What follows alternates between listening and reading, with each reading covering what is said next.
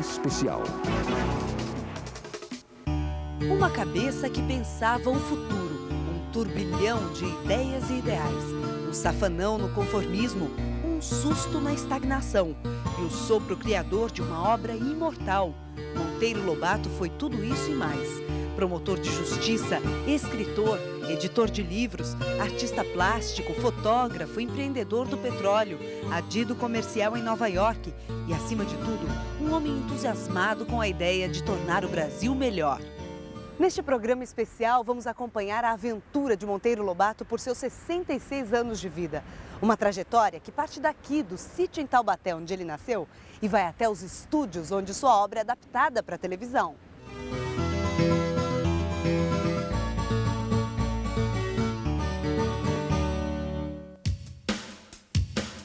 Jacarepaguá, Rio de Janeiro. O sítio do Pica-Pau Amarelo da TV fica no meio de uma enorme área verde dentro do Projac, a cidade cenográfica da Rede Globo. Uma casa grande com a cozinha da tia Anastácia e fogão a lenha, o galinheiro do tio Barnabé, o lago com patinhos, o celeiro, um lugar com um cheiro de natureza onde o mundo de Monteiro Lobato ganha vida.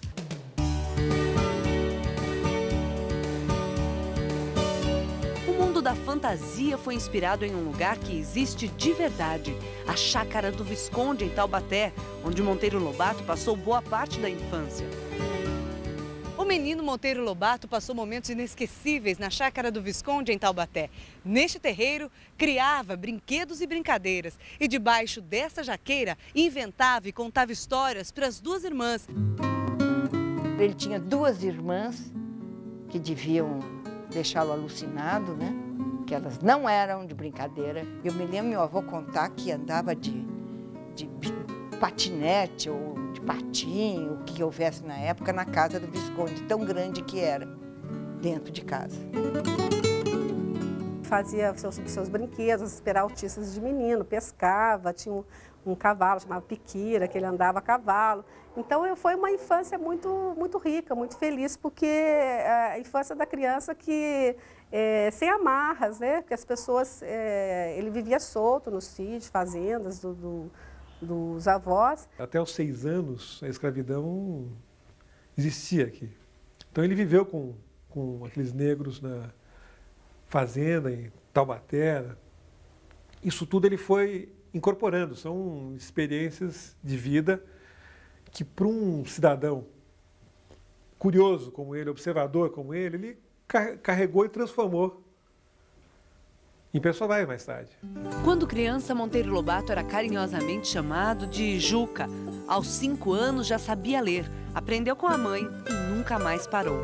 Os livros estavam sempre à mão. O avô dele tinha uma biblioteca fantástica e ele sempre foi, desde muito novo, que ele se interessou pelos livros. Mesmo antes de saber ler, ele gostava de folhear e ficar vendo figuras e tal. Filho de Dona Olímpia e de José Bento, neto do Visconde de Tremembé, ele nasceu José Renato na noite de 18 de abril de 1882. Mas aos 10 anos, decidiu trocar de nome. A história que eu sei é que ele trocou de nome por conta de uma bengala, né, do pai, que tinha as iniciais de JB, né, JBML, e o nome dele de batismo era José Renato. Então ele trocou para José Bento, para ficar adequado à bengala, porque ele achava a bengala muito interessante, queria herdar a bengala. A vida escolar de Monteiro Lobato começou aqui na esquina da Rua Duque de Caxias com a Praça Dom Epaminondas, no centro de Taubaté, onde funcionava em 1889 o Colégio Americano. Como é que ele se relacionava com os colegas de escola? Ele dizia que quando criança ele não era provocador, mas nunca recusou uma briga. Tinha um menino que era tido como assim, o briguento, que mandava na escola. Todo mundo tinha medo desse menino, um tal de Rosser, era um alemão. E Lobato, um dia ele avançou no Lobato e pulou no ombro dele. E Lobato girou, ele não sabe se foi coincidência ou se ele realmente estava muito bravo. E esse menino bateu com a cabeça numa quina de uma porta, de alguma coisa assim, e foi só sangue. E a partir daí, então, as pessoas ficaram assustadas com o acontecido e passaram a respeitar Lobato como um bom de briga.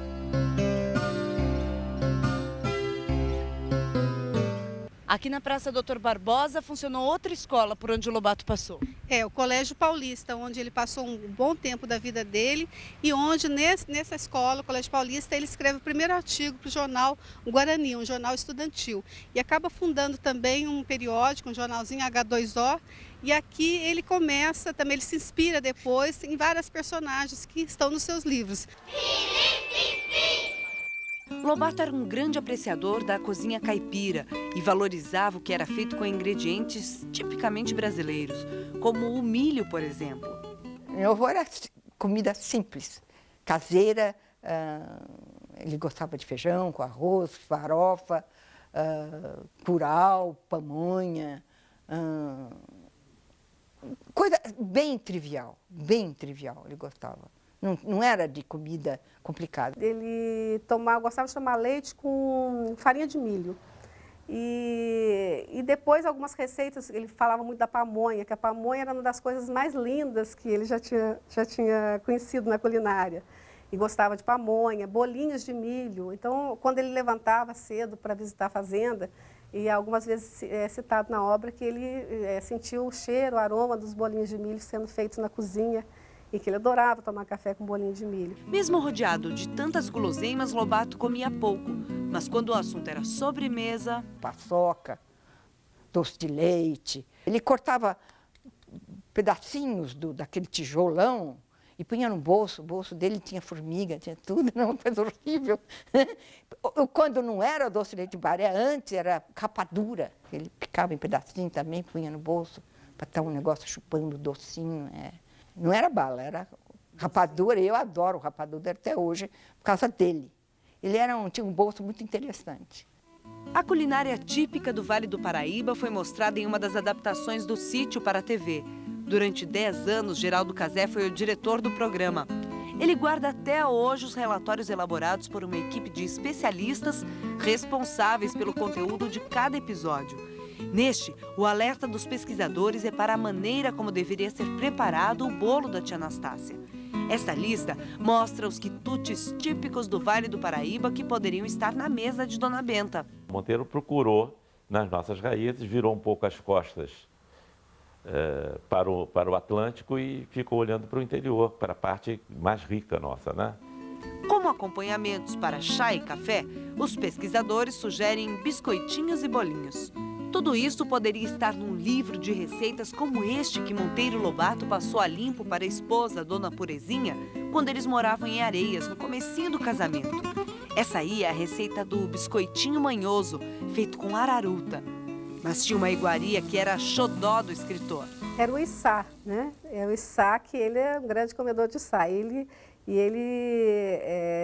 não escondia isso, que ele comia içá, que ele dizia que era o manjar dos deuses, né? Depois as pessoas que sabiam que ele gostava de içá, quando torravam o içá, mandavam uma latinha para ele de içá, quando ele estava fora de Taubaté, né? Na entrevista que Monteiro Lobato deu a um programa de rádio em São Paulo, na véspera de sua morte, ele comenta o interesse pela pamonha e pelo içá. Depois do içá, a melhor coisa do interior é a pamonha. Não sei se o público moderno aqui sabe o que é isso. Içá é formiga torrada. Tem um gosto muito especial, muito característico. E um cheirinho que eu não digo do que é, para não escandalizar o público.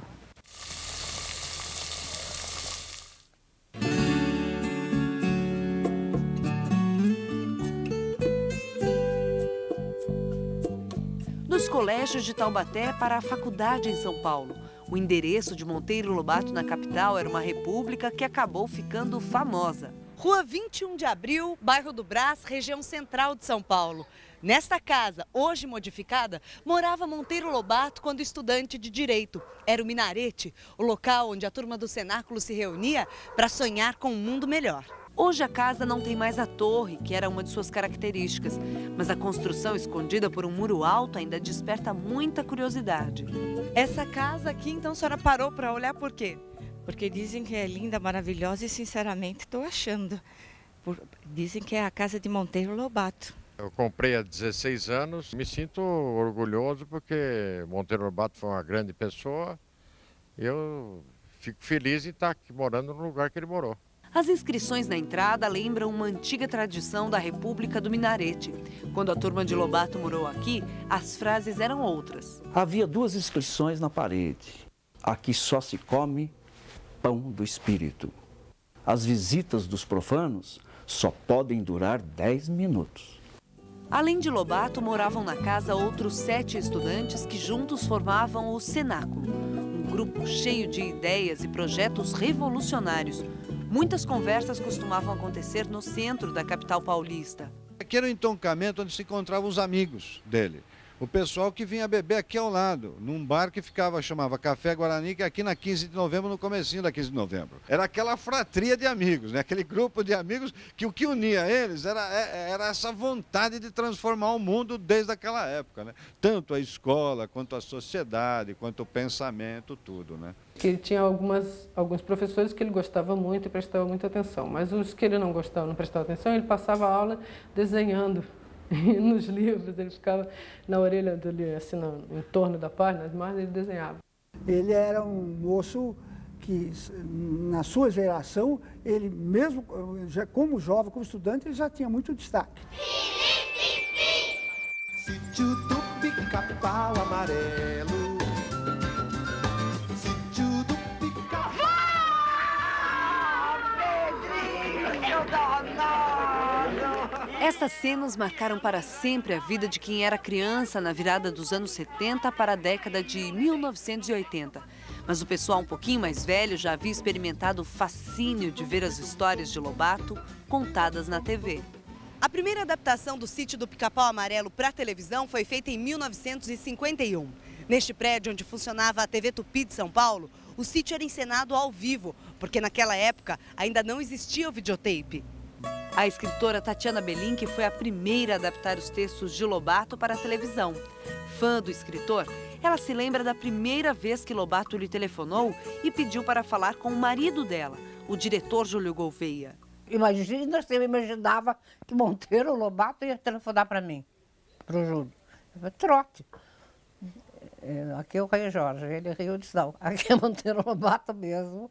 Eu li o artigo do Júlio Gouveia numa revista chamada Literatura e Arte, que o Júlio escreveu um artigo sobre a literatura infantil de Monteiro Lobato, que ele admirava muito. Se gostei do artigo e quero conhecer esse Júlio. Posso ir aí hoje à noite? Desse jeito. Aí, à noite, ele, 9 horas, tocou a campainha, o Júlio abriu para ele fez assim, na tua idade eu tiro a tua cara. Ele era muito interessante, né?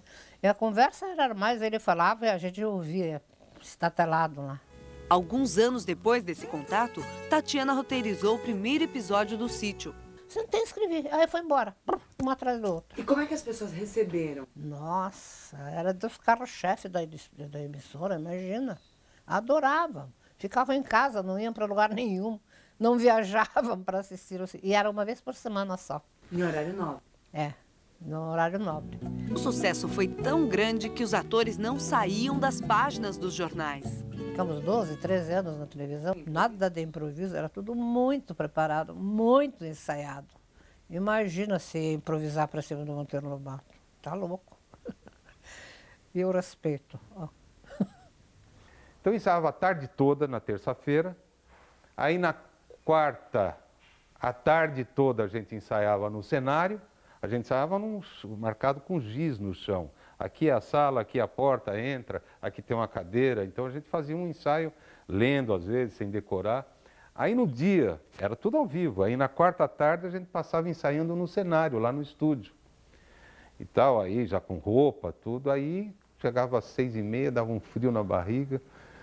Nos tempos da TV ao vivo, a falta de recursos técnicos era um convite à criatividade. Tatiana se lembra de como foi fazer o Reino das Águas Claras. Nós tínhamos um aquário aqui, desse tamanho. Aquário com peixinhos, plantinhas, conchinhas. Claro, aquário. Eu disse, Júlio, põe o aquário na frente da câmera e os atores atrás representando e vai parecer que eles estão dentro da água. Mas funcionou. O que nos telefonaram, como é que vocês conseguiram pôr os atores dentro da água? Eles não estavam dentro da água, eles estavam atrás da água. Eu lembro do pó de pilim-pim-pim. Então como é que fazia? você pode fazer a fusão de uma câmara para outra. Então você tinha, então essa câmara está ligada, eles tinham uma câmara numa roda, era uma espécie de aro assim, cheio de estrias assim, que quando, aquele negócio que quando você roda faz assim, um infinito que vai se perdendo, né? Sabe? Ficava rodando isso, uma câmara aqui e outra câmara, a Emília no meio, o Pedrinho de um lado, a Narizinho do outro, tudo de cabecinha junto um com a outra. Então aquela roda aparecia em fusão, ia indo, aí daqui a pouco, pum, aparecia outro cenário, a gente chegava num outro cenário. No primeiro sítio da TV, a Emília também roubava a cena. A boneca de pano era interpretada pela atriz Lúcia Lambertini, que morreu em 1976. A filha dela herdou o nome e muitos documentos que contam a história de sucesso da mãe. O que estava registrado, a gente conseguiu manter um material legal, então de vez em quando a gente se diverte, olha, reúne. Tenho minha sobrinha que também é louca pela vó Emília, que ela não chegou a conhecer, então às vezes a gente faz aqui umas sessões de remember, abre os cadernos, vê as fotos, é muito gostoso. Esse livro é uma encadernação em couro, original, e são os scripts do sítio do Capão Amarelo. A Emília de Lúcia Lambertini ficou no ar durante 10 anos na TV Tupi. E o figurino confeccionado para ela há mais de 5 décadas está preservado e será mostrado agora em cores. Assim, os telespectadores da época não viram essa roupa, né? Pois é, olha aqui. Esse é o original da Emília. Vermelho, branco, xadrezinho, cianinha e muito botãozinho colado. Eu vou vestir para vocês olharem. Eu tô me sentindo Emília. Emília, Condessa das Três Estrelinhas. É isso aí, é uma grande emoção, né? Guardar isso com muito carinho, né? E passar isso para as pessoas que não conhecem, que não viram, que não assistiram. Isso que é gostoso. Depois de se formar advogado em São Paulo, Monteiro Lobato conseguiu o primeiro emprego bem distante da vida agitada da capital. Em 1907, Monteiro Lobato foi nomeado promotor público em Areias, quase na divisa do Rio de Janeiro. Ele morou aqui durante 4 anos, uma cidade que ele considerava monótona e decadente, mas que acabou por conquistá-lo. E quando chegou a notícia que ele ia chegar aqui à cidade, o neto do Visconde, as pessoas, né, as famílias aqui, achavam que ia chegar aqui à cidade uma almofadinha. E ao contrário, era uma pessoa simples, né, levava uma vida bem modesta. Monteiro Lobato trabalhava neste prédio, na entrada da cidade, hoje transformado em fundação cultural. A sala dele era esta, ampla, com janelões para espiar. Promotor de justiça em uma cidade pacata, sobrava tempo para ler e escrever. Começava a nascer o Lobato escritor. Ele lia muito. Ele estava antenado, ele lia em português, ele lia em francês, ele traduzia, lia os jornais, vinham os jornais das capitais, chegava até Areias, ele tinha assinatura, lia revistas estrangeiras. Assim que chegou a Areias, Lobato foi viver neste hotel, até hoje o único da cidade. Logo depois mudou-se para a casa ao lado, um sobrado com 12 cômodos e que ainda se mantém como na época em que o escritor viveu aqui. Da janela do quarto onde dormia, Monteiro Lobato observava o largo e a matriz e rabiscava um desenho da paisagem. A cena seria hoje a mesma, não fossem os fios da rede elétrica. Uma vez vem gente dormir aqui na minha casa. Ah, mas será que dormiu aqui mesmo? É engraçado a gente pensar que ele morou, dormiu, né, onde a gente cuida, né? E foi para este sobrado que ele se mudou depois de se casar com Dona Purezinha. Ele conheceu a Purezinha, acho que em Taubaté. Começa a se corresponder com ela e eles casam mais ou menos rápido, eu acho. Acho que em coisa de 1 ano, eu acho, eles estavam casados. Marta, a primeira de seus 4 filhos, nasceu em São Paulo, mas foi em Areias que o jovem promotor experimentou as maiores emoções da paternidade. Em 1910, nascia o segundo filho, Edgar. Vendo a família crescer, Lobato preocupava-se em ganhar dinheiro e começou a fazer suas primeiras traduções para o estado de São Paulo. Nessa mesma época, colaborou com vários outros jornais, enviando contos, desenhos e caricaturas. Lobato descreve as cidades do Vale Histórico como lugares parados no tempo, decadentes. Cidades que viviam das glórias de um passado de riqueza gerada pelo café, Mas quando o promotor de justiça começava a se acostumar com a rotina das cidades mortas, recebeu a notícia de sua transferência. Uma cidade no pé da Serra da Mantiqueira com pouco mais de 3.000 habitantes.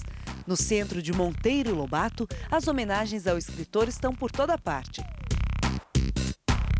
Mas na biblioteca municipal, apenas uma prateleira é dedicada aos livros dele. A cidade com certeza mereceria mais, aceitando doações, porque às vezes o livro está em casa, está lá, a gente pode doar para a biblioteca, será bem-vindo. É uma honra que Monteiro Lobato teve muito tempo aqui na nossa cidade. Ele foi proprietário aqui, escreveu seus primeiros livros aqui. Para a gente é um orgulho. Pegamos o caminho cheio de buracos chamado Estrada do Livro. Ele leva a fazenda para onde Monteiro Lobato se mudou com a família logo depois que deixou Areias. Encontramos o casarão onde o escritor morou, ainda preservado. A casa é um convento. Cabem nela não 2 famílias, mas 5 do tamanho das nossas. Já contei.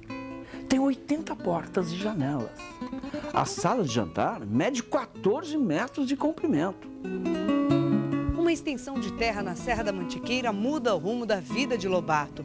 Na fazenda Buquira, herança do avô Visconde de Tremembé, o escritor se empenha nos afazeres do campo.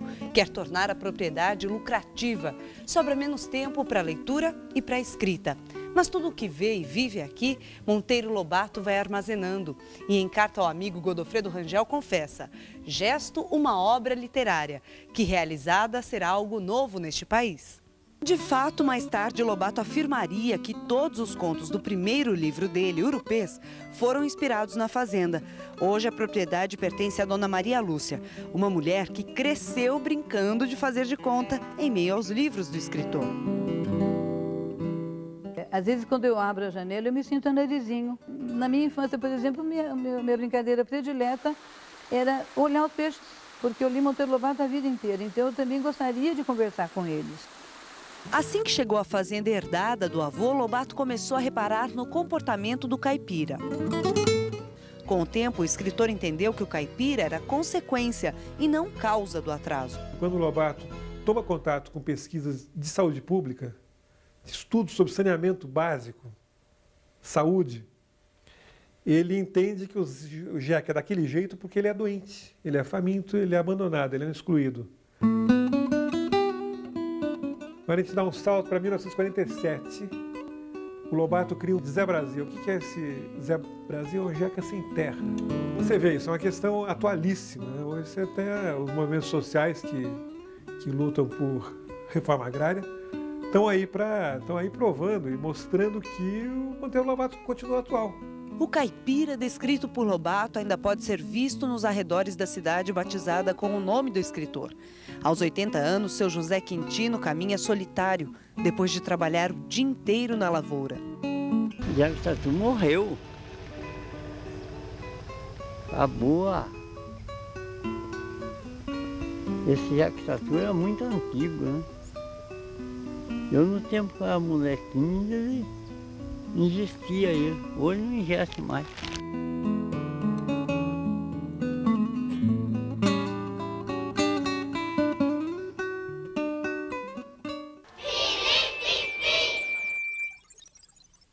O que você mais gosta no sítio?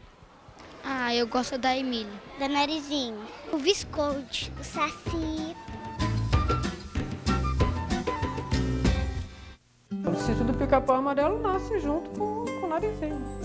Toda tinha um caderninho, que era um caderno de notas do Lobato. E entre elas está lá a origem, né? O nascimento, o primeiro esboço do sítio do Pica-Pau Amarelo, do Narizinho do sítio. Que inclusive se chamava, o nome não era Narizinho, era Nenê. É uma historinha de 2 irmãos, Joãozinho e Nenê. Depois Joãozinho não vai ser Joãozinho, vai ser Pedrinho. Nenê não vai ser Nenê, vai ser Narizinho.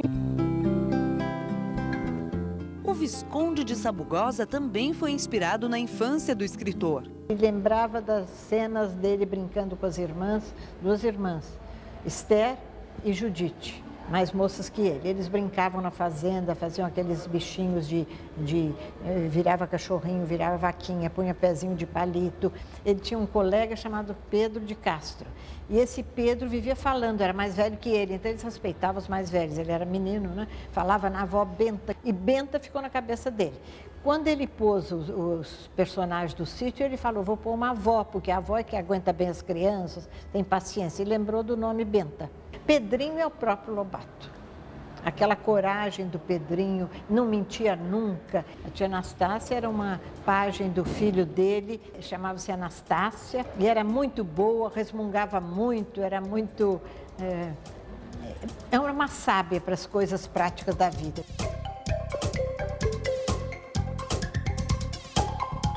Porque a Emília é bruxinha, até bruxinha de pano.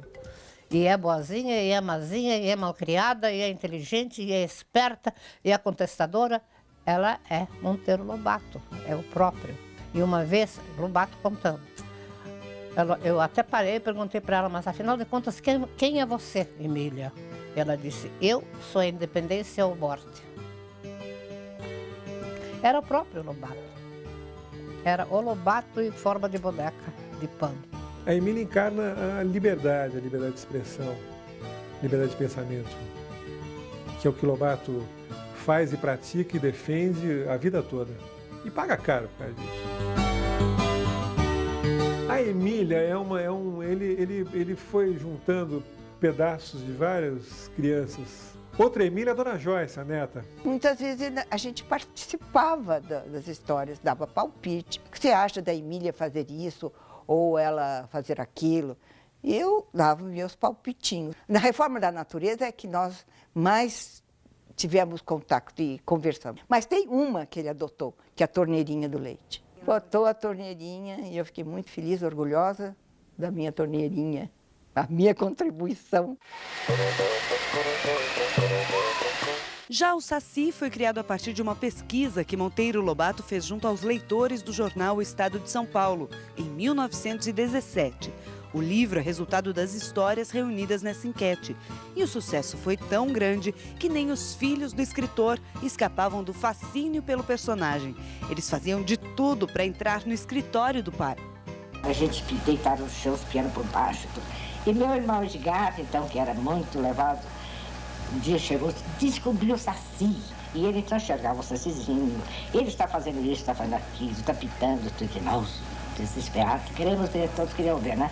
Mas quando ele destapou a garrafa, não saiu lá, né? Antes do Monteiro Lobato, a maior parte dos livros disponíveis para as crianças eram, em primeiro lugar, livros portugueses. Livros traduzidos em Portugal e, portanto, livros escritos numa linguagem mais próxima do português lusitano europeu do que do português brasileiro. Lobato abrasileira e moderniza a linguagem em que ele escreve os livros infantis. Além disso, as histórias anteriores a Lobato eram livros para ensinar a criança a ter modos na mesa, a respeitar o pai sem discutir as ordens, a desenvolver práticas de higiene. E o Monteiro Lobato cria crianças irreverentes. Né? Ele inovou na forma de representar a infância e ele inovou na linguagem. Tanta inovação assustou os mais conservadores. Descobriu no prontuário do Lobato, aqui no DOPS, em São Paulo, que a polícia saiu atrás recolhendo os livros das livrarias e queimando em fornos nos colégios do Rio, especialmente colégios religiosos. Os livros eram queimados, os dirigentes escolares pediam para que as crianças trouxessem os livros de casa e eram queimados num pátio. A justificativa era o contrabando ideológico que o Lobato fazia, e fazia mesmo. Ele dizia que não existe pela literatura, a literatura carrega ideias. E ele dizia que você cria uma geração, você cria adultos melhores já a partir da formação da criança. De todas as minhas obras, a que mais me agrada é que me dá mais dinheiro. É que me dá maior lucro. Revendo lá as minhas contas, eu vejo que é Narizinho. Narizinho era ditado, porque já vendi uma série de edições de Narizinho, já vendi mais de 100.000 exemplares, e portanto esta é a querida do meu coração. Se eu dissesse qualquer coisa diferente, seria mentira e hipocrisia. Quem desenvolveu o meu prazer da leitura, as minhas primeiras leituras foram o Monteiro Lobato.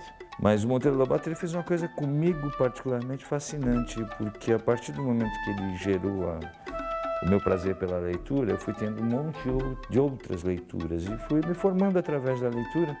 E eu diria que hoje, por exemplo, e há muito tempo, eu mais do que tudo, eu sou um leitor. Na minha vida eu sou um leitor.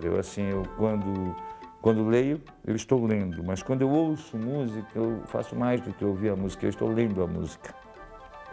Quando eu vejo um quadro, eu não estou apenas admirando a pintura, eu estou lendo aquele quadro.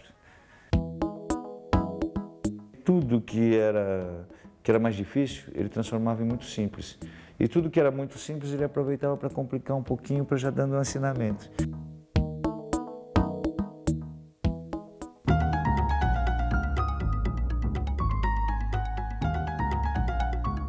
Em 1922, o Teatro Municipal de São Paulo foi palco de uma das mais marcantes manifestações culturais do país.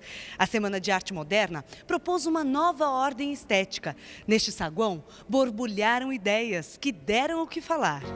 Artistas plásticos, escritores e músicos mostravam trabalhos que consideravam a vanguarda da expressão artística. Lobato não se impressionou. Ele ganhou a pecha de retrógrado em termos artísticos e de artes plásticas, basicamente por causa das críticas que ele fez à exposição da pintora Anita Malfatti em 1917. Ele não visava apenas experimentalismos vanguardistas na área da literatura ou da pintura. Para ele, a modernidade passava pela cidadania, pela distribuição da riqueza, por um Brasil onde todos tivessem acesso à educação, à cultura e esse tipo de coisa. Lobato nunca rompeu com os modernistas. No mesmo ano de 1922, a editora dele publicava 2 autores modernistas, Os Condenados, de Oswald de Andrade, e O Homem e a Morte, de Menotti Del Picchia. As capas dos 2 livros foram criadas pela pintora Anita Malfatti. Agora, realmente, ele era uma pessoa que apreciava mais a arte acadêmica, era um direito dele, como crítico de arte, ele tendia a julgar, então, os pintores de acordo com o seu prisma, a sua perspectiva. As artes plásticas sempre estiveram presentes na vida do escritor. Os trabalhos eram enviados aos amigos, como cartões postais. Ele não pintava como uma profissão, era uma coisa amadorística, de fim de semana, um hobby, simplesmente. Sabe o cara que, o que quer que esteja fazendo, tem um lápis e está sempre rabiscando alguma coisa? A gente tem no acervo vários desses momentos em que ele está escrevendo uma carta para a mulher e está pintando a paisagem que ele vê da janela, por exemplo. É muito bonito isso. Essa aqui é a Biblioteca Municipal Monteiro Lobato. Foi inaugurada em 1945 com a presença do escritor. E ele costumava passar as tardes aqui lendo histórias para as crianças que eram fãs da obra dele, como Dona Hilda, que o conheceu pessoalmente. Esse primeiro encontro eu era fã número 1 dele e meu avô levou, combinou o horário com ele, mas eu perdi a voz. A emoção era tanta que não saía nada. Então, meu avô falou, fala menina, você gosta tanto dele.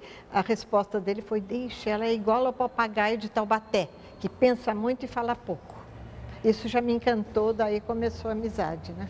Lobato passou a visitar a família de Dona Hilda e deixava todos encantados com suas histórias inventadas na hora. Enchiam a casa quando ele ia, todo mundo louco por ele.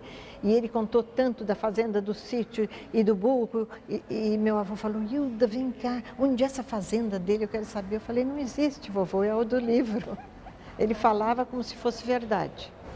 Dona Hilda, a senhora tem uma preciosidade aí nas mãos, né? O que é? É uma preciosidade, sim. Esse aqui é a cópia do meu álbum de pensamentos, que no meu tempo usava as moças, as meninas tinham um álbum de pensamentos. Davam para os colegas, davam para as pessoas famosas, poetas, escritores, era moda. E o Lobato foi almoçar na minha casa e eu então falei, o senhor vai abrir o meu álbum de pensamentos. Ele na hora escreveu essa cena futura. Ano de 1987. A venerável matrona Dona Hilda Vilela está contando história aos seus 4 netinhos. Dona Hilda fica pensativa e com os olhos voltados para o passado e diz: sabem vocês que eu, quando era menina, conheci o autor dessa e de tantas outras histórias? Lembro-me muito bem de uma vez em que o convidamos para almoçar em nossa casa. Tínhamos então uma cozinheira ainda melhor que a tia Anastácia. E ele foi? Foi sim, e comeu tanto que até se engasgou. Engasgou, coitado, e não morreu? Não, morreu 20 anos mais tarde, afogado num poço de petróleo. São Paulo, 16 de nove de 1937, Monteiro Lobato. Aí ele não terminou aí, ele falou: agora eu vou levar para o pessoalzinho do sítio escrever. E na mesma hora ele escreveu imitando uma letrinha para cada um dos personagens. A letra da Emília é bem pequenininha. A vida é uma asneirinha da natureza. Emília Marquesa de Rabicó. Viver é comer, Rabicó. Toda tremida a letra dele. Felizmente as crianças do mundo não sabem o caminho aqui do sítio, senão todas se mudavam para cá. Dona Benta. A equipe que faz o Sítio do Pica-Pau Amarelo é composta por dezenas de pessoas. Técnicos, produtores, diretores, atores, figurantes, muitos passam mais tempo aqui do que nas próprias casas. Não é à toa que eles acabaram formando uma família. Essa convivência familiar traz saudade para quem fez o sítio nos anos 80. Nós éramos felizes e não sabíamos. Porque foi um tempo muito bacana, muito. E muita harmonia. Porque você já imaginou 10 anos e nunca haver uma discussão? André Vale até hoje é reconhecido como o Visconde de Sabugosa. Diz assim, olha, o senhor foi tão importante na minha vida. A partir do sítio eu comecei a ler, eu comecei a ver tudo de uma maneira diferente. E as pessoas choram, é impressionante o que eu recebo de carinho. E todos dizendo, olha, esse é o Visconde da mamãe, Visconde do papai. E agora eles têm outro Visconde. É impressionante. O carinho, o amor que as pessoas têm, como me beijam, e tão linda, como, entende? Imagina, feia desse jeito, tão linda. São os olhos, as pessoas me veem com os olhos de amor. Isso me dá uma saudade, me dá também uma base, uma coisa de que a sensação do dever cumprido, a sensação de que foi muito bom ter feito o Visconde. E dificilmente vai aparecer outro papel que me dê tanto trabalho e tanta alegria. Depois de vender a fazenda herdada do avô, Monteiro Lobato mudou-se para São Paulo com a família. E em 1918, deu o passo decisivo para entrar de vez no mundo dos livros. De redator, passou a proprietário da Revista do Brasil. Em pouco tempo, conseguiu aumentar de 12 para 150 o número de assinaturas. E a propaganda foi a alma do negócio. Faz isso crescer e chega a montar o maior parque gráfico da América Latina. Monteiro Lobato inovou as práticas editoriais da época. Além de dar chance aos novos escritores, tratou o livro como um produto. Sempre quando eu vou no mercado, eu vejo, né, revista, livro, eu acho isso o máximo. E lembro do Lobato, né, na editora dele, Monteiro Lobato e Cia, ele vendia livro em padaria, né, isso nos anos, anos 20. Vendia livro em farmácia e era uma novidade, né, ele queria o livro popular. Eu acho que o sistema de distribuição ele ajuda a colocar no mercado o produto, mas a manutenção do produto no mercado depende da qualidade do produto. Este foi um dos assuntos abordados por Lobato na entrevista que deu a uma rádio de São Paulo na véspera de sua morte. Não há diferença entre um livro e um artigo qualquer de alimentação. Se o livro não se vende, é porque não presta. Meu desejo é para que os bons livros se vendam e não haja nem sequer um comprador para um mau livro. Os números de vendas do Monteiro Lobato, desde aquele período, né, das coleções infantis, são números assim verdadeiramente impressionantes. Números que, acho eu, pouquíssimas vezes algum escritor chegou no Brasil e na América do Sul inteira, no mínimo. Ele realmente conseguiu fazer um trabalho de alta qualidade sem jamais fugir do popular, o que é muito fascinante. Enquanto na literatura infantil Lobato abria as portas da fantasia para as crianças, na literatura adulta o escritor falava da realidade do Brasil, do atraso, da miséria, do subdesenvolvimento, do racismo. Os textos são fotografias do cotidiano. A chamada literatura geral é uma reunião de artigos, cartas, crônicas e contos. Agora, artigos construídos com um apuro da língua, um apuro da linguagem, o uso correto das palavras. Por isso que ele leu o dicionário Caldas Aulete de cabo a rabo, de A a Z, para aprender como usar as palavras corretamente, para essas palavras transmitirem cor, luz, cheiro, som. Essa oralidade da literatura do Lobato é muito importante, é o que distingue o Lobato dos outros. Urupês foi o primeiro livro de Lobato, uma reunião de 12 contos inspirados no período em que morou na fazenda herdada do avô.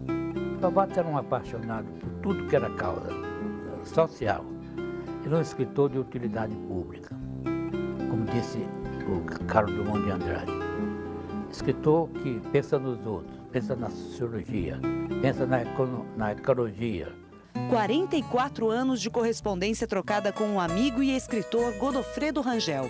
O resultado é uma das mais interessantes obras da literatura geral de Monteiro Lobato, porque nela o escritor conta sua vida, preocupações, conclusões e dá conselhos, tudo de peito aberto para o seu melhor amigo. É o único caso de correspondência entre dois escritores durante tanto tempo. Um rico painel da história cultural do país na primeira metade do século XX. Eu acho que a Barca de Gleira é bem interessante, apesar da discussão principal ali ser uma discussão de literatura, mas de vez em quando tem uns comentários, umas entrelinhas que são muito interessantes, que ele vai mostrando o que ele está fazendo, né? Como é que a cabeça dele está funcionando. Outro amigo que recebia cartas de Lobato era o escritor taubatiano Cesídio Ambrogi. A correspondência foi carinhosamente guardada pela viúva de Cesídio. Ele achou no Cesídio um amigo, por exemplo, discreto das coisas que ele escrevia. Um amigo que não se vangloriava das coisas, entende? Porque um deles, que ele escreveu, nunca mais escreveu. Porque pegou e até foi mostrar para todo mundo a carta do Monteiro Lobato. Então isso não acontecia. E ele se abria justamente com o Cesídio, por isso que essas cartas são muito interessantes. Dona Lígia autorizou a publicação da correspondência, que traz comentários de Lobato sobre vários assuntos. A verdadeira opinião dele sobre os grandes do mundo, não é só do Brasil, não. E como ele falava a verdade, viu? Em 1926, Monteiro Lobato chegou a se candidatar a uma vaga na Academia Brasileira de Letras, mas não foi eleito. Mais tarde, tentou de novo e acabou desistindo. Quase 2 décadas depois, foi a Academia que o convidou para se tornar imortal. Resposta do Lobato: eu só entro na Academia depois que puserem o Getúlio de lá para fora a pontapés. Não era uma questão pessoal, era uma questão política. Getúlio, naquele momento, encarnava o fim da liberdade de expressão, que era tão cara para Monteiro Lobato. Monteiro Lobato sempre viveu em casas alugadas. O único imóvel que o escritor comprou foi em Campos do Jordão, bem aqui na Avenida Macedo Soares, hoje número 400. A casa foi demolida no início dos anos 90 e deu lugar a uma loja. A passagem de Monteiro Lobato por Campos do Jordão foi uma tentativa de salvar o filho Guilherme da tuberculose. Apesar da doença do filho, um outro Lobato se revela em Campos do Jordão. Nas horas de folga, surgia o Lobato fotógrafo. As imagens estão catalogadas na Universidade de Campinas e ainda esperam para ser estudadas. Quando a gente tiver processado esse acervo, estudado as fotografias do Lobato, isto vai dar uma nova luz à importância do Lobato na história das artes visuais brasileiras. A montanha também inspirou novos livros. Ele escreveu aqui em Campos do Jordão a geografia de Dona Benta. A neta de Lobato guarda boas recordações da infância ao lado do avô em Campos do Jordão. Ele achava tudo muito engraçado. Todas as coisas que eu fazia, assim, teve uma que ele morreu de rir, eu apanhei a família inteira, era lá em Campos do Jordão, que minha avó esqueceu no varal, toalha, pijamas, e geou durante a noite. E aquilo ficou duro, que nem uma maravilha dura.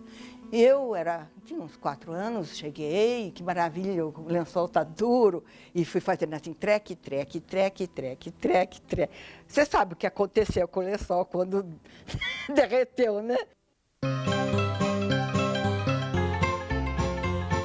Todo mundo conhece o Lobato, pai da Emília e criador do sítio do Pica-Pau Amarelo, e esquecem, ou não sabem, ou não conheciam o Lobato dos grandes projetos econômicos. O Lobato Adido começou em Nova York, por exemplo, propondo uma série de projetos. Monteiro Lobato desembarcou com a família em Nova York em 1927 e morou lá durante 4 anos. Com certeza o governo não mandou o Paulo Lobato para Nova York para ele ficar inventando as coisas que ele concebeu. Né? Só que o Lobato se encanta com aquele progresso todo, com aquela tecnologia toda. O ferro construía a máquina e o petróleo fazia a máquina funcionar. Então ele vê nesses dois elementos os elementos principais, né, para a independência econômica, para o fortalecimento da nação. E aí ele volta para o Brasil propondo, né, de se também buscar essa independência.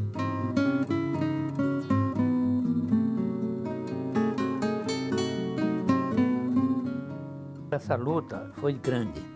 Ele dizia que a luta dele era melhor do que a sua obra. Isso ele disse numa carta.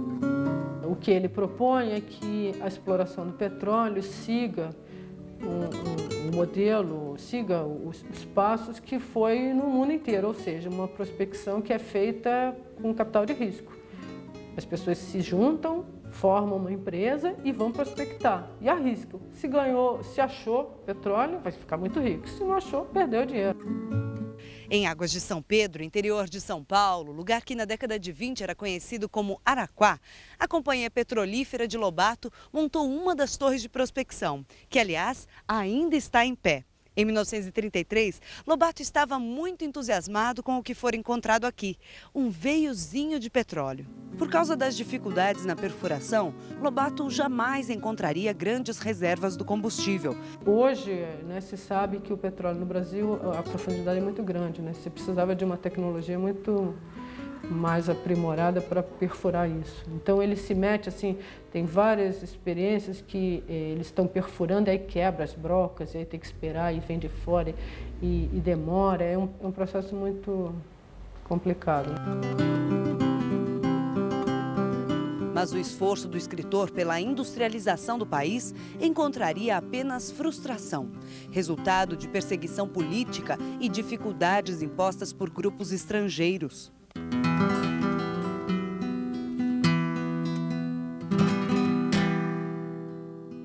A viúva do escritor Cezide Ambrogi se lembra quando Lobato contou ao marido dela detalhes do encontro que teve com o presidente Getúlio Vargas antes de ser preso. Ele disse, Cezide, o Getúlio me chamou, fui ver o que ele queria. Chegou lá e falou um colosso de coisa. E o Lobato fumando, escutando. Quando ele terminou a exposição, ele disse... Chegou na frente do Lobato, doutor Monteiro, o que me responde? Monteiro Lobato levantou-se, pôs o charuto no cinzeiro e disse, presidente, o charuto é muito bom, mas há marcas melhores, passe bem. Despediu-se, virou as costas e foi embora. No outro dia ele foi preso.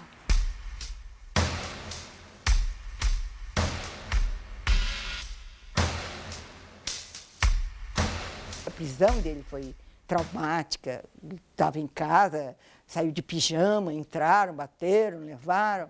A casa de detenção ficava na Avenida Tiradentes, na região central de São Paulo. Dos tempos de repressão, só restou este arco, que ficava na entrada da prisão. Aqui, Lobato passou 4 meses no ano de 1941. Por mais ironias que ele tenha deixado escritas e faladas, aquilo foi duro. Prender o Lobato foi uma coisa muito humilhante. Isso fez com que Lobato sofresse muito. A solidão na cadeia provoca no escritor momentos de reflexão, como os que foram descritos na carta redigida em papel de embrulhar pão para a esposa, Dona Purezinha. Purezinha, só contarei o que é a vida em prisão. é a gente sozinho com o pensamento, e nunca o pensamento trabalha tanto. Penso em você com uma ternura imensa e culpo-me de 1 milhão de coisas. Se eu te tivesse ouvido em negócios, minha situação seria hoje de milionário. Não ouvi, nem sequer te consultei, e o resultado foi desastroso. Cheguei até a prisão. Em 1946, Monteiro Lobato se muda com a família para a Argentina. Foi um autoexílio. Lobato, depois da prisão, depois da morte dos filhos e tal, e depois de acompanhar o processo da redemocratização, depois de sofrer todo o cerceamento, a mordaça do Estado Novo, da censura, o que para um homem libérrimo, como ele se autodenominava, era muito duro. Da Argentina, Lobato enviava notícias ao amigo de Taubaté. Ele não queria saber do Brasil. O Brasil estava uma patifaria. E ele fala aí claramente nas cartas. Em Buenos Aires, Lobato não demorou a se envolver com os livros. Ele já cria uma editora. E Lobato já era popular na Argentina desde a década de 20. Ele era traduzido na Argentina. E ele era tão querido pelas crianças, quase tão querido pelas crianças argentinas como era pelas brasileiras. E passa aquele período, que não chega a 2 anos, e, de repente, ele fica com vontade de voltar para o Brasil, saudável, e volta. Na volta ao Brasil, Lobato foi operado para a retirada de um quisto no pulmão. 3 anos após esta cirurgia, o escritor sofreu um pequeno derrame. Não se deixou abalar. Aprendeu a escrever com a mão esquerda. O retorno de Lobato ao Brasil é marcado pela cautela. É o que ele demonstra na entrevista que deu a uma rádio de São Paulo na véspera de sua morte. E antes de eu emitir uma opinião, eu penso nas consequências, porque há uma pessoa que já me proibiu de voltar à cadeia, minha mulher, e eu respeito muito as ideias dela. Apesar de prudente, o escritor não perde a chance de expressar suas ideias, ainda que de forma irônica. Pessoalmente, eu acredito ainda em alguma coisa, mas é pro forma. Para não desagradar totalmente os patriotas, coitados. Eles têm tão boa vontade, têm tanto gosto em que a gente lhes diga coisas agradáveis, porque todos que ainda acreditam em alguma coisa acabam levando na cabeça. Só os céticos absolutos é que acertam. De maneira que cá entre nós que ninguém nos ouve, eu acho que esta é a verdadeira filosofia. Não acreditar em nada, porque tudo é duvidoso. O homem que passou a vida acreditando no sonho de transformar o Brasil em um país de leitores, morreu no dia 4 de julho de 1948. O brasileiro honesto, idealista e a seu modo pragmático, que sempre pensou no seu país e no seu povo. Lobato foi vítima de um acidente vascular cerebral.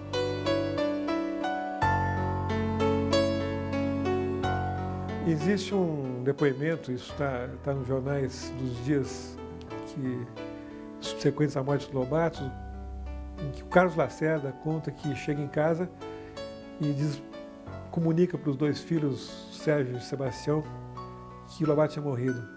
Um deles reagiu e falou: mas Lobato morreu? Eu sempre pensei que Lobato fosse imortal.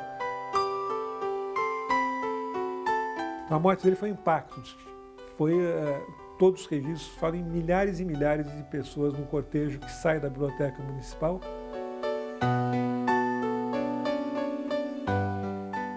Monteiro Lobato está enterrado no cemitério da Consolação, o mais antigo de São Paulo. O túmulo dele é muito visitado, sempre tem flores e homenagens, prova do carinho e do respeito que Lobato ainda desperta. Qualquer hora do dia tem sempre alguém que vai ver o túmulo do Lobato. O Lobato está presente até hoje.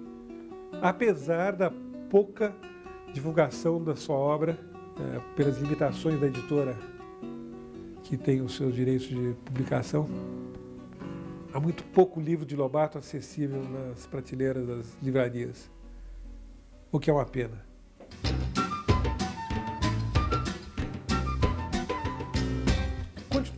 Continua vivo no sítio do Capão Amarelo, na TV Globo, continua vivo em Taubaté. Todos aqueles pontos em que Lobato viveu, passou, são pontos muito visitados. Assim.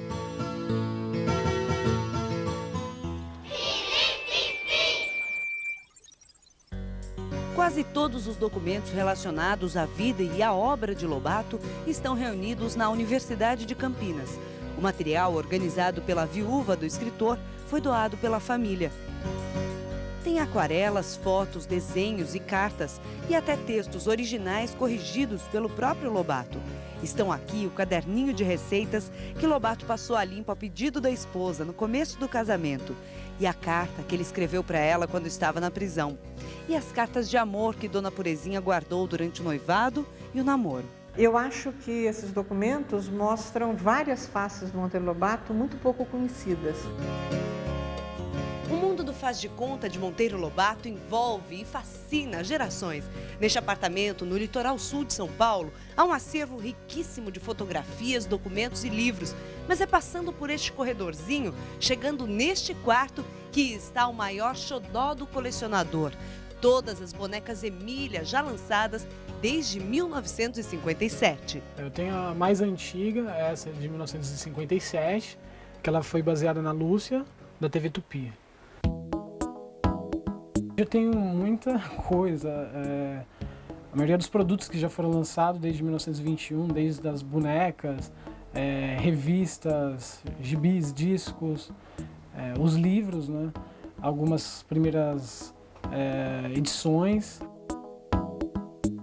Um adolescente, uma criança, quando pega um livro, ele pega o livro para ver se tem o vilão, quem é o vilão e quem é o herói da história. E, na verdade, nas obras de Monteiro Lobato isso não existe.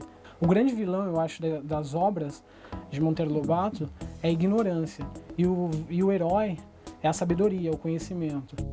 E quando você termina de ler um livro de Monteiro Lobato, o que fica é a sabedoria, o conhecimento que você conseguiu pegar da obra de Monteiro Lobato. Obra que, para ser mostrada na televisão, nas revistas e nos livros, é cercada de cuidados.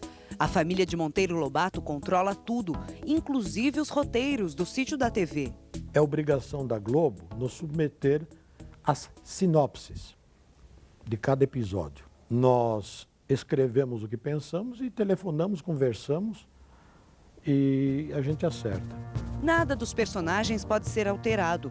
E não foi fácil definir o novo visual para a turma do sítio. Foi uma discussão longa, deu trabalho e nós chegamos ao que se chama Manual dos Personagens. É o desenho padrão de cada personagem de Lobato, de frente, de perfil. Este mesmo guia de estilos é seguido à risca pelos desenhistas que fazem as revistas e livros do sítio. A gente procura manter Monteiro Lobato vivo o tempo todo, não só com o mundo, mas citando falas de Monteiro Lobato, né? Que são sábias, são maravilhosas, né? O antigo costume dos fãs de enviar cartas a Monteiro Lobato não desapareceu com o tempo. Agora as correspondências são enviadas via internet para o rinoceronte Quindim e chegam até do exterior. Os e-mails são respondidos por seu Jorge, que é casado com a neta de Lobato e administra a obra do escritor. A gente recebe e-mails de Portugal desde que a televisão portuguesa passou a exibir o programa. Tem desde os picaretas que querem que a gente faça a lição de casa deles, né? Até coisas que são declarações de amor, e não foi um, foram mais de uma dezena de e-mails dirigidos a Monteiro Lobato. Monteiro Lobato, eu te adoro. Imagine só a sinuca de bico que é responder a uma criança de 8, 9, 10 anos um e-mail que é dirigido a Monteiro Lobato.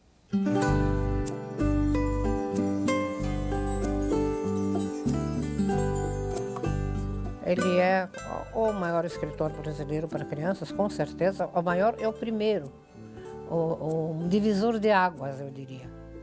Ele é o escritor brasileiro mais influente do século XX, disparado, mas com a literatura infantil, com a literatura que ele fez para criança, quer dizer, ele formou gerações e gerações com a fantasia dele. O Monteiro Lobato prestou um serviço a esse mundo novo, a um mundo mais justo, a um mundo mais culto, a um mundo espiritualmente mais desenvolvido, a um mundo que preservasse mais os direitos das pessoas, dos cidadãos, que criasse um verdadeiro cidadão. Ninguém mais do que Monteiro Lobato, como escritor, fez isso. Um visionário, um sonhador, um grande brasileiro, né? Um grande assim, com amor pelo país, pelas causas do país, assim, muito forte, um homem muito corajoso também, de momentos muito corajosos. De maneira que eu sou um sujeito multipremiado. E um sujeito que se acostumou a ser multipremiado numa vida, se voltar outra vez ao mundo, ele quer continuar assim. De maneira que eu acho que eu quereria isso. Viver de novo a minha vida, a vida que eu vivi, escrevendo coisas mais variadas, de mais interesse para as crianças e mais. Porque eu acho que as crianças me condenam uma coisa, que eu escrevi pouco para elas, podia ter escrito muito mais.